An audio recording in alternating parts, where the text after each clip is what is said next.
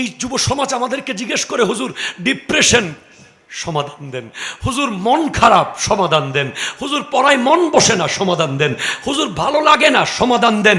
সব কিছুর সমাধান আছে সিজদা। সিজদা সিজদা সিজদা।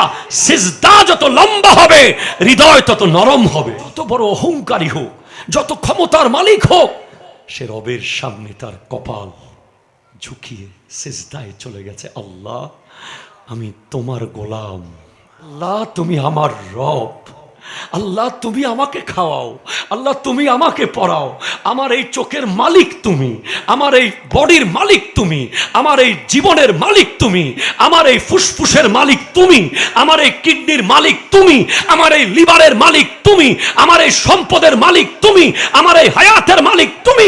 আমি তোমার কুদরতের কদমে আজ অবনত হচ্ছি। সুবহান রাব্বিয়াল আলা। তখন তাল্লুক হুব্বি, প্রেম হয়ে যাচ্ছে আপনার সাথে আল্লাহ। প্রেম হচ্ছে প্রেম। কেমনে পারলেন শেখ সুলতান সৈয়দ আব্দুল কাদের জিলানী রহমতুল্লাহ আলাইহি 40টা বছর এশারের উজু দিয়ে ফজরের নামাজ, কি লেভেলের প্রেম করেছেন। উঠেন নাই সিজদা থেকে। আরে হযরতে ফাতেমাতুজ জাহরা রাদিয়াল্লাহু তাআলা আনহা একটা সিজদা করতেন, এক সিজদাতে ফজর হয়ে যেত। আল্লাহকে বলতেন, আল্লাহ আমাকে একটা লম্বা রাত দাও, আমি একটু তোমাকে মন ভরে সিজদা করব। আমরা পারি নাই সিজদাকে লম্বা করতে। ইহুদি নাসারারা আমাদের সিজদাকে লম্বা সিজদা কেড়ে নিয়েছে, আমাদেরকে আর্টিফিশিয়াল বানিয়ে ফেলেছে।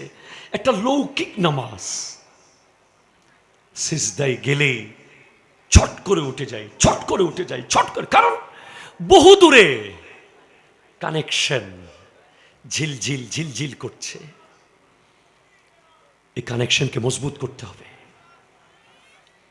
কাছে আসতে হবে, আরো কাছে, আরো কাছে, রবের আরো কাছে, রবের আরো কাছে, রবের আরো কাছে, রবের আরো কাছে। হ্যাঁ, সিজদা যদি আপনার আল্লাহর সাথে আপনার কানেকশনকে সিজদার ভেতরে যদি মজবুত করতে চান, মসজিদে আসার আগে আপনাকে কিছু কাজ করতে হবে। সিজদার মধ্যে যদি মজা পেতে চান, সর্বপ্রথম শর্ত হলো আপনাকে সুদ আর ঘুষ ছাড়তে হবে, আপনাকে হারাম ইনকাম ছাড়তে হবে। আপনার পেটের ভিতরে যদি পরিপূর্ণ হালাল থাকে, সিজদা মেরাজ হবে। আপনাকে গীবত ছাড়তে হবে, গীবত। মরা ভাইয়ের গোশত মুখে নিয়ে সিজদা করলে ওই সিজদায় কোনো মজা নাই। আপনাকে বাবা মার পরিপূর্ণ খাদেম হতে হবে। বাপ মাকে অসন্তুষ্ট করে 3 ঘন্টা সিজদায় পড়ে থাকলেও কোনো লাভ হবে না। আপনাকে পরিপূর্ণ আশিকে রাসূল হতে হবে। আপনাকে আগে বুঝতে হবে যে নামাজ কি, নামাজের নাম সালাত কেন, নামাজের নাম সালাত কেন, নামাজের নাম রুকু না, নামাজের নাম সিজদা না, নামাজের নাম কিয়াম না, নামাজের নাম কুউদ না, নামাজের নাম সালাত। কারণ নামাজকে আল্লাহ টপ বানিয়েছে, মাঝখানে ফুল রেখেছে আমার নবীর দুরূদকে।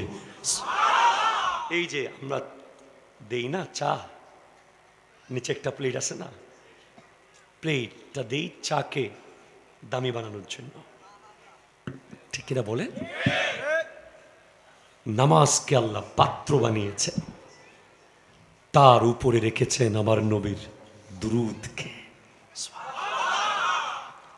আপনি নবীকে সাংবাদিক বলবেন, আবার নামাজ পড়বেন।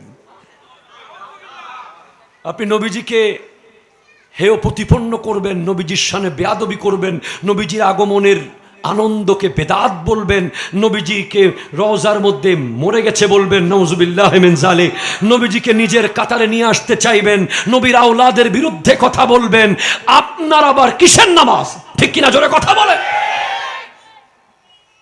দুবাই থেকে মনে করেন বাবা আইফোন এনেছে, আপনি আইফোনে কভার লাগাচ্ছেন দামি দামি, সেটাকে বুকের সাথে লাগাই রাখতেছেন, কোথাও রাখতেছেন না ভয়ে, কিন্তু বাপরে ভাত দিচ্ছেন না। নামাজ আনলো কে? আল্লাহ কি নামাজ জোর করে দিছে, না নবী খুঁজে আনছে? নবী খুঁজে এনেছেন নামাজ আল্লাহর কাছ থেকে।